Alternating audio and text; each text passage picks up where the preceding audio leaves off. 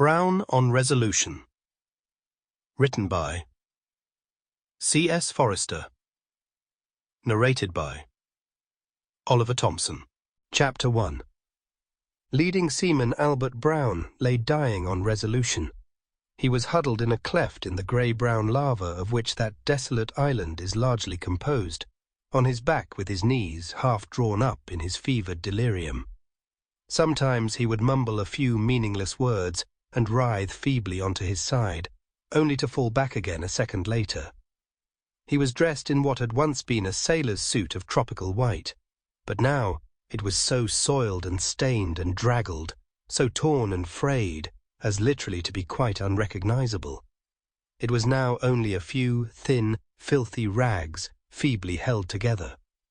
His face was swollen and distorted, as were his hands, being quite covered with hideous lumps as a result of the poisoned bites of a myriad of flies, a little cloud of which hung murderously over him as he lay, combining with the shimmering reek of the sun-scorched rock almost to hide him from view. His feet, too, although a few fragments of what were once shoes still clung to them, were horribly swollen and bruised and cut. They were more like sodden lumps of raw horseflesh than human feet.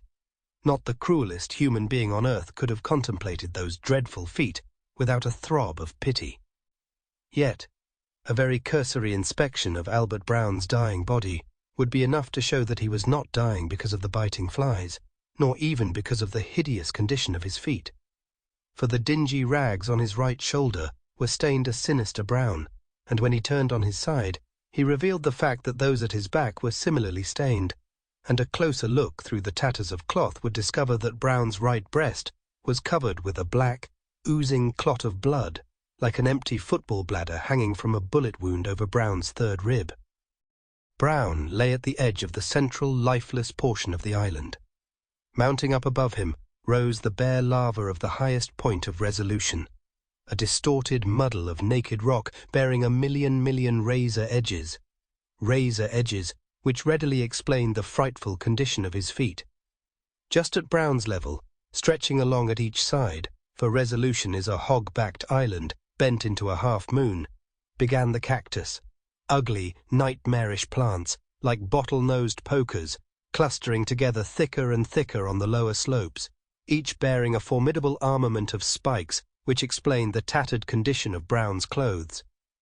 Frequently, stretched out in the scanty line of shade cast by the cacti, there lay iguanas, mottled crested lizards, somnolently stupid. Overhead Sample complete. Ready to continue?